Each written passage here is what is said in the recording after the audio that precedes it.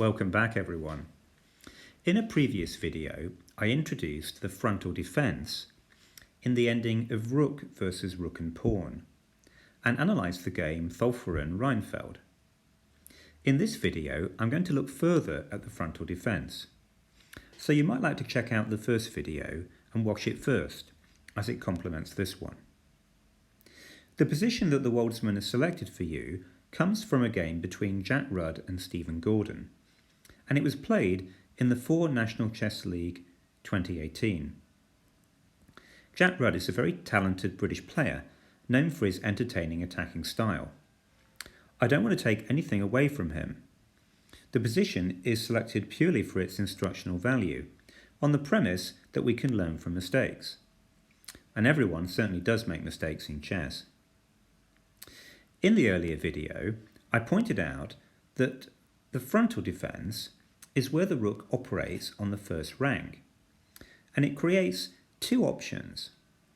Firstly, the option of checking the enemy king and/or attacking the passed pawn, and secondly, the option of offering an exchange of rooks with the idea of simplifying down to a drawn king and pawn ending. Here, you'll note that Rudd's king is cut off by the enemy rook, which stands on f4, and so it can't currently access the queening square on g1. In these situations, frontal defence is usually the only chance to obtain a draw. But the good thing about the position is that the rook is already on the first rank, and therefore it's set up to mount a successful frontal defence. So it was unfortunate, therefore, that Rudd played in this position the move Rook a5 check. Now this is a losing move, and it loses because White at a stroke surrenders his two defensive options. And he also wastes time redeploying his rook to a far less useful square than the one on which it originally stood. The game continued king g4, and now Rudd went back with rook a1. Were he to play rook a8 here, and black can check rook f3, and after the white king moves to e2, black plays king g3, and black is well on the way to setting up the Lucena position that I discussed in the first video. So instead, after king g4, Rudd acknowledged that he'd lost time and came back with rook a1. Black gave his check on f3, and the king went to e2. Slightly tougher would have been the defence king e4, although it still loses convincingly. One line runs rook b3. White attempts to check from distance. The king goes to h4. White checks again, but black can oppose rooks on h3. And now after rook a1, rook g1 would also be met by the same move. Black plays g4. White tries rook a8, and black plays rook f3, when the Lucena position looms again. After the black rook checked on f3, White chose, though, the move king e2.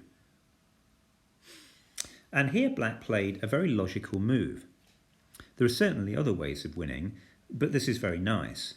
He played the move rook f5, simply defending the g-pawn. Rudd checked from distance, and because the pawn is defended, black played the move king h3. White played king e3, the pawn advanced to g4. White attacked the rook with king e4, but it simply moved away to the square f8. And here Rudd resigned, because he's completely powerless to prevent the advance of the g-pawn, which is going to cost him a rook and therefore the game. Okay, now if we go back to the start position, White can in fact draw without too much trouble. as the rook is already well placed, the simplest approach is to just play a waiting move, rook b1. And now what is black to do? Well, if he tries the same plan as before, king g4, white can deploy the first defensive option, that of checking the enemy king from distance with rook g1 check. Black must defend the pawn, go back to h5 with the king, and white checks again on h1.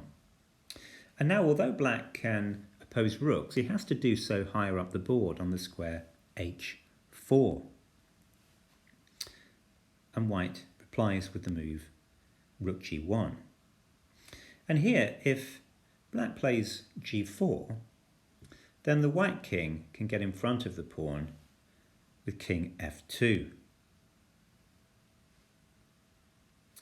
And if black plays the move rook f4, then white will check again on h1. And since rook h4 repeats the position, the black king has to retreat. The white rook comes back to a1. And after the black king comes to f5, we are back from where we started. So what else can black do after the waiting move rook b1? Well, he might try rook a4, when the simplest defence is for white to deploy the second defensive option by checking on f1. And the idea here is that if black opposes rooks with rook f4, then white can simply consent to an exchange of rooks. Rook takes rook, because after pawn takes rook check, king f3, the resulting king and pawn ending is completely drawn. Alternatively, after rook f1 check, black could try opposing kings with king e5. But if he does this, white can now get his king in front of the g-pawn and cross the f-file with king f3. And the idea behind this move is if black responds with rook f4 check, the white king comes to g2, and after the exchange of rooks, white has again traded into a drawn king and pawn ending. Now, there's a quick and utterly reliable way of checking whether king and pawn endings like this are drawn. You have to remember that the key squares lie 2 files ahead of the passed pawn, and they are the squares f3, g3 and h3. And in order to win, black must control any one of these squares. But it's apparent that black cannot achieve this objective. If he plays immediately king f4, then white can oppose kings and take the opposition. And now if black tries king g4, white has king g2, and if king h4, white has king h2. So slightly trickier, and therefore a sterner test in this position, is for black to try the sneaky move king f5.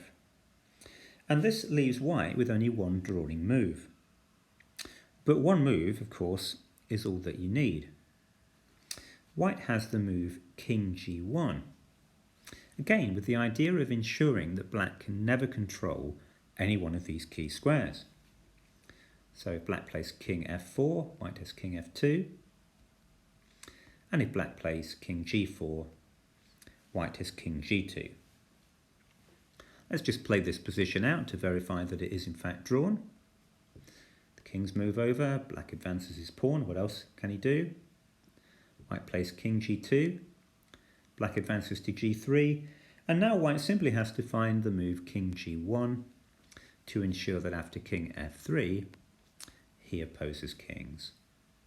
g2 check, king g1, and black here has nothing better than king g3, leading to a draw through stalemate. So summing up, this video has demonstrated the two options available in the frontal defence. The option of checking the enemy king and or attacking the passed pawn from distance, and the option of offering an exchange of rooks in order to trade into a drawn king and pawn ending. Thanks for watching.